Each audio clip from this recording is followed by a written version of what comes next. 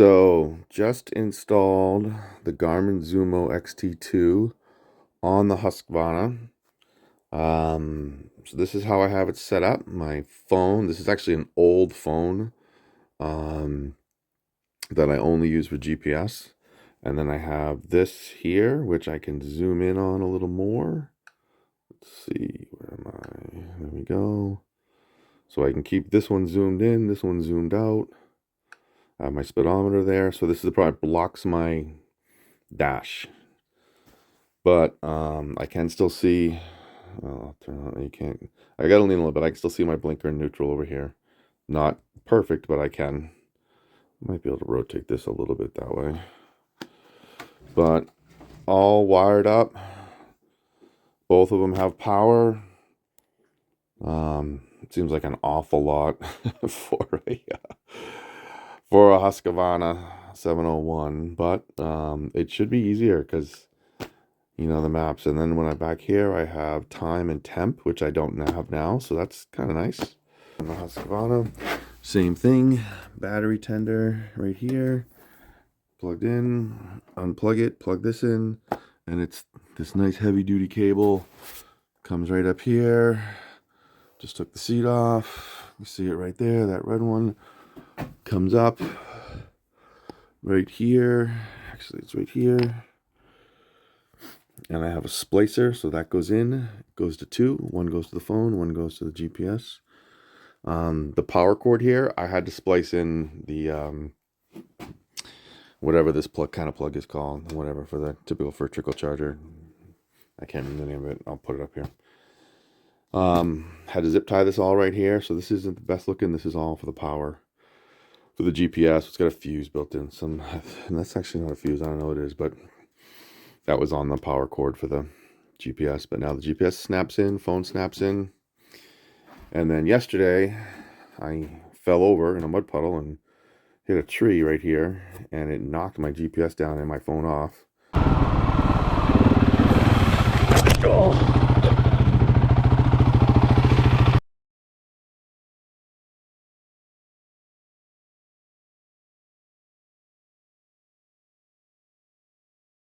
So both of these things now are lower and more protected.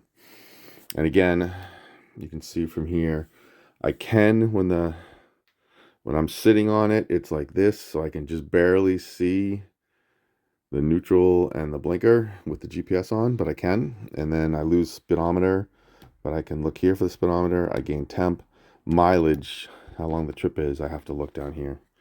So that's, I'll have to like look down and see how much the trip is, but whatever, that's not the worst.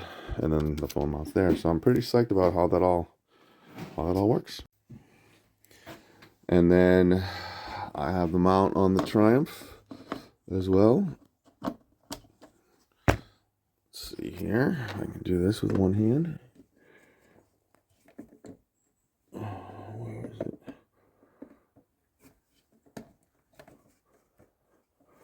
There we go. And then I got that. Oh, and I have the quad lock over here too to mount the phone. Let me grab that. So there, now I have it mounted on the Triumph. And I can still see all the dash, just this upper corner here behind the phone, but it's not a problem at all. So now I feel like I'm on a spaceship here. I got so many screens. So we'll have to see. The phone's been here for a long time. This, I have to see if it blocks my view at all. I'm hoping this is okay. I do sit back further though on this. So, I don't know. We'll have to check it out. And I have them plugged in. So here's a plug right here. Oops, right. So here's a plug right here. This is the battery tender. It's getting charged right now. I unplug that, plug that in. Can you see that? Unplug the battery tender, plug it into that plug right there.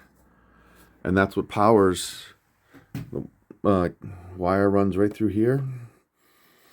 Up here, right up here. Right down, and then across this bar. And then right here, it goes up, over, under, loops around and comes right out. And I got lucky. I just stuck the cord and went and like dropped it down there. And then it comes right here. up underneath. You can see back here, goes behind, and it comes right up here. So that's wired nice. So that's how I set up my new Garmin Zumo 2 on my Husqvarna 701 and on my Triumph Tiger 900 Rally Pro. Just showing you the wiring and the mounting and where I put it and how I positioned it. I have used it briefly on the Husqvarna.